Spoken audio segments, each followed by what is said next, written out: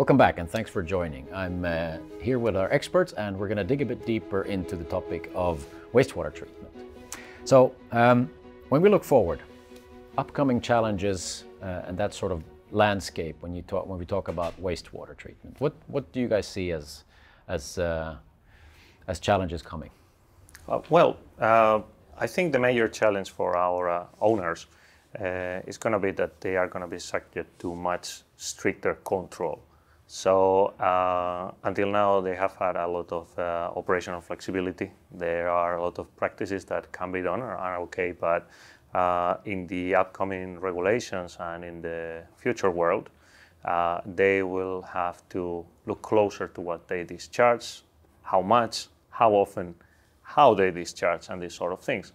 And I think this is going to be one of the biggest challenges our customers are going to face, and as such, we need to support them, of course. Right. So an environment with more control, more transparency, more visibility, maybe even more customer, sort of end customer demands. Leila, how do you see this situation for ship owners or for shipyards or in this industry? For sure, this is very important for them, and also aligned with the environmental aspect and environmental rules, and how control the discharge to the sea, to the air, and other aspect.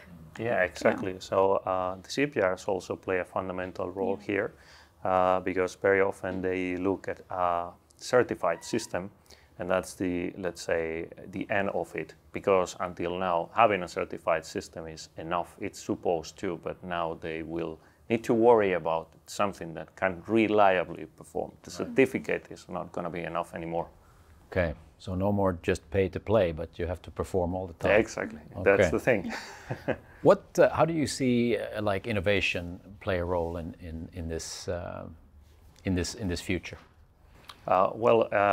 We have to be one step ahead of the regulations, and we have to be really involved in what's going on.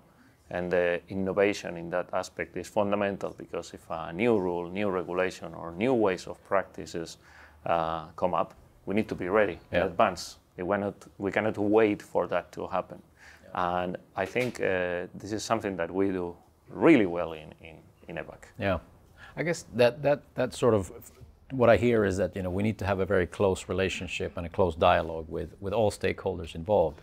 And Leila, when you think about the sort of the marine industry as such and our customer relationships, how do you think we're positioned to sort of be in that position that Alejandro describes? I think at the moment we have a good relationship with our customers and technical support in our office, and it helps us to find their problem and how to solve these problems and develop our systems, I think. Yeah, and I guess everybody's talking about the war for talent and finding people and experts like yourself.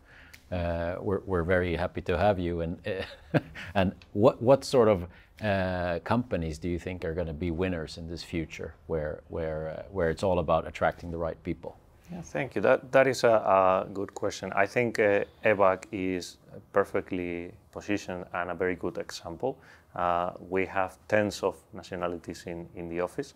I myself moved to Finland for this position I am in, and I'm very proud to be in such an international company. Yeah, exactly. And I think, the difference is different ideas and different backgrounds are fundamental in innovation. And we collect the expertise from around the world to this office, and also we use the new tools and new instruments to develop our technology in this company. Right. Coming back to the customer angle, the tighter control, more sort of regulation. How do you think that they are thinking about their sort of talent future, and what sort of expertise do they need? Are they going to attract wastewater experts? Are we going to be competing with our end customers for talent, or are they going to take a different path? How do you see it? Well, in my opinion, as long as there are out there reliable partners that can consult them in what kind of system do I need, what do I need to look for what are the regulations, what is upcoming. Yeah. As long as there are these reliable partners, they don't need to worry that much about it. So I don't think Evac will be competing with the shipyards in that respect. Okay. I guess, on board a ship there are sometimes thousands and thousands of subcontractors and different technologies, so maybe it will be a bit too much to ask for a customer to be an expert on all of them. So I think Exactly. I think that's comforting, because then we can double down and really double down on our expertise and leverage our customer relationships to market. In fact, in Evac, we're putting a lot of energy, time, and resources into really building expertise and being sort of a one-stop shop for our customers throughout the life cycle of their vessels. Why do you think that's important? Well, it is important because it ensures that they have to worry about more important things. It is important because they will have the ability to plan ahead and budget accordingly. So it's not just waiting for something to fail, or not waiting for an inspection to come and then act. But we can regularly plan ahead. We can support our customers to be ready for any contingencies. And I think we are also pretty good in remote supporting and always ensuring close communication with the customer. Exactly, and it's very important because I think it's a very high competitive market, and it's affected on the customer and change their view about us and about the company. So how you support them, how you solve these problems for them. Yeah, of course, the customer experience, exactly. It's fundamental. So it's not just a matter of sending spare parts, there you go, but also keep a close collaboration, make sure they have what they need, make sure they understand if they have questions, and we are there for support. I saw some news on Sofio and our intranet about our service agreement last year. And I want to know what you think about this, and what was the feedback of our customers about this. Yeah, it's actually really interesting. It's our first sort of fleet-wide long-term service agreement with Ponant.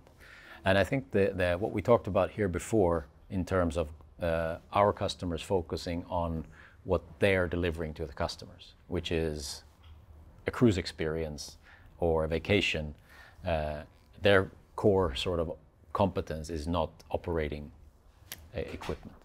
Ponant recognized this.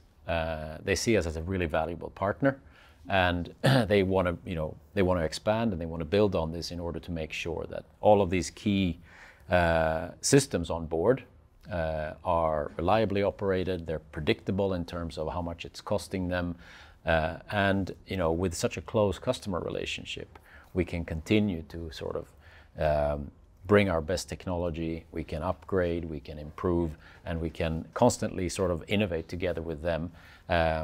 Ponant is a great example because they have a very, very high sustainability ambition, and it's a perfect partner for us, really. So.